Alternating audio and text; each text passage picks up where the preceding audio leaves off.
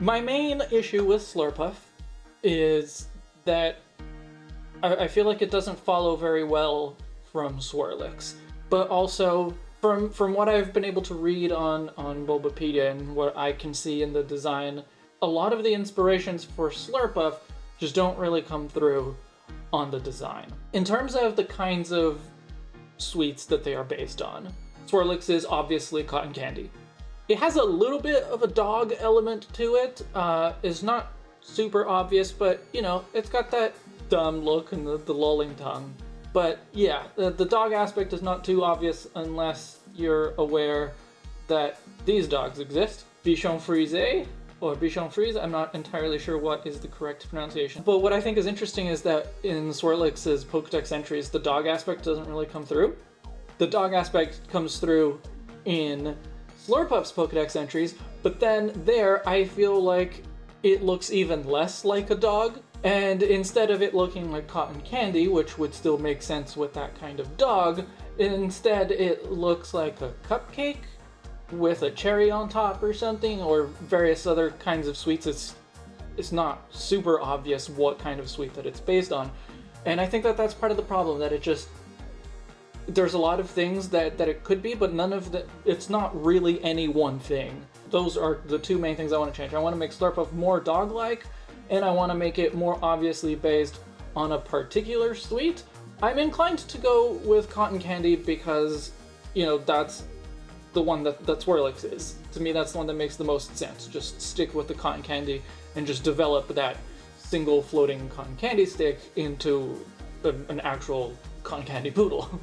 I want Slurpuff to still be kind of big and round. Maybe not quite as squished as you were saying, but I do think that its kind of overall shape is important. And I also acknowledge that in my redesigns and in redesigns in general, I think we have a tendency to make things thinner, more elegant, more, I guess, more fitting to, you know, modern standards of beauty, even when they're not humanoid and not meant to be humanoid. I acknowledge that I have a bias against fat Pokemon, and that's not a good thing.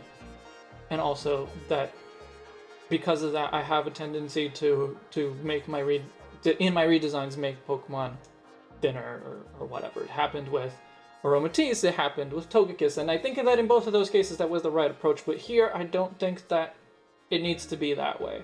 So I want to try to keep it as a big, you know, chunky kind of thing. And we'll give it a more prominent nose, because the nose is a very important part of the Pokédex entries. For the legs, one way that I've thought of it is that it could be like a shaved poodle. So very thin arms with very poofy hands. The other possibility for the arms and legs is to keep it chunky, to go more for an untrimmed poodle look. Something else I wanted to put in is a proper poodle tail. When I imagined cotton candy poodle, I was thinking a fur style poodle with cotton candy as the fluffy curly parts, maybe crushed candy in the fur.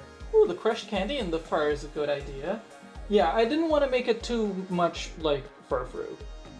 They are from the same generation even, so make the boy sit down on the ground with him bipedal. I can try a version where it's sitting with its legs just sticking out.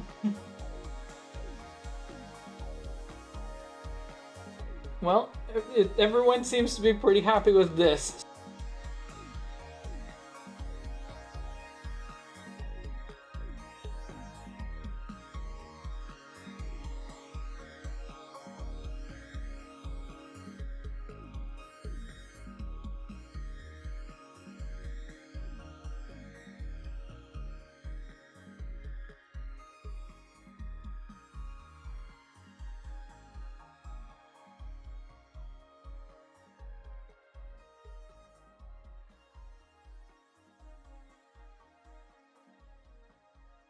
I'll do a version of the face with the closed mouth as well.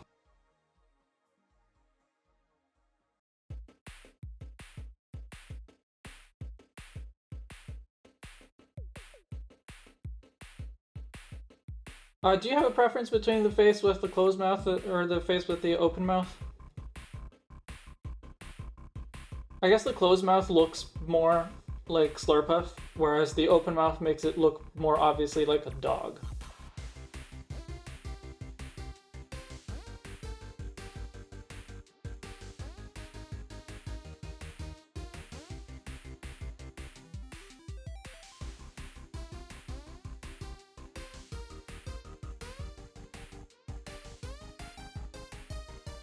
Well, I guess Swirlix does have this kind of bump at the front. I could do that.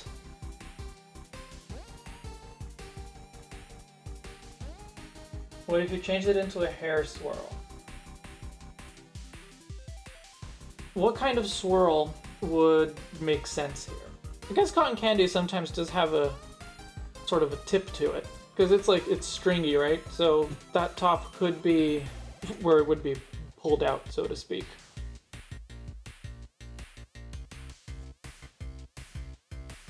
Is everyone happy with this?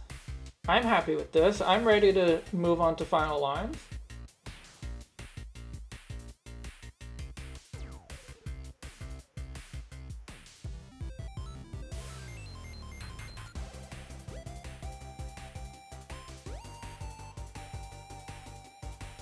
Drawing a perfect circle.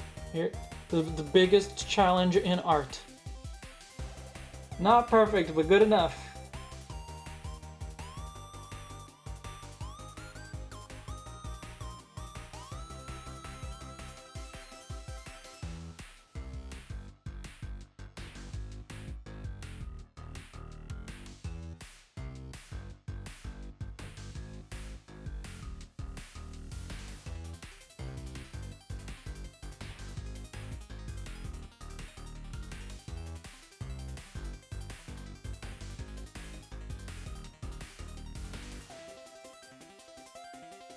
So let's put some colors on these.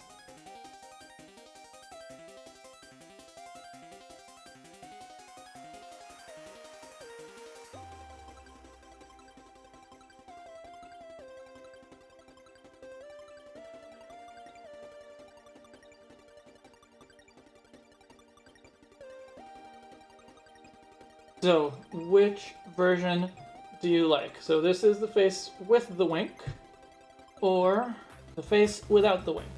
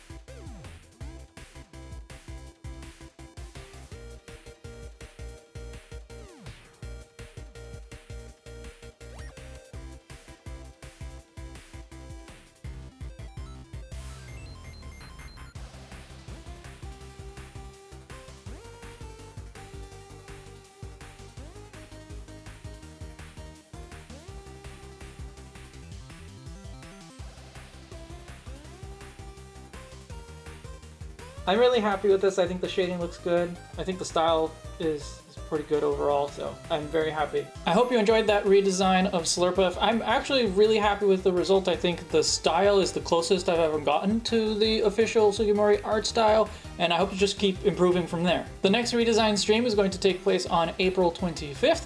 I hope you'll be able to join us, and we will be redesigning one of Gumshoes, Typenol and Silvally, or Bruxish. You can vote in the poll that is appearing in the iCard right now. If you're watching this on mobile, the iCard will pop up below the video. Thank you to my patrons, especially luxury patron Ethan Saffron. I'm Umbreon Libris. I'll see you in the next chapter.